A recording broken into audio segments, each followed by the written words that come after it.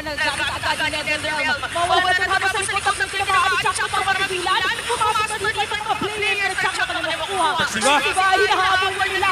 Si Suswak mag-umulpon. Sino target nila ngayon habang si Kurt ay nakakabul na pa. Si Ukir ngayon ay na-burst pero mukhang siya na nga ang susunod. Dalawa na lang ang natitira para sa barangay. Kailangan yata tumepesa dito ng Omega. Pero nakaabang lagi naman ang Minana. Rio, kanilang makukuha. At dediretso pa nga. Ito na si Chakno. Mabibigilan ba ng Chakno ba? Kahit makauna na immortality si Antonio dito. Pero hindi na nga yata abot.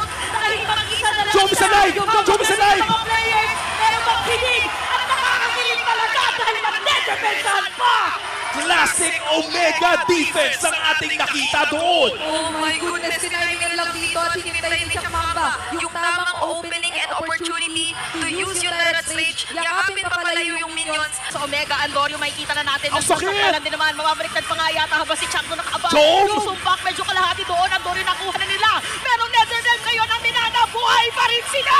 At tuloy-tuloy lang dahil si Ukir na ata ang isusunod ni Sumpak. At ayan na nga, pinagkakalmot na ni Sumpak. At endable na ata ang goal. At isa naman sa nakakalmot nila is yung base dito ng Omega. Dahil naman, para sa ating game number 2, hukbo naman ang dedepensa.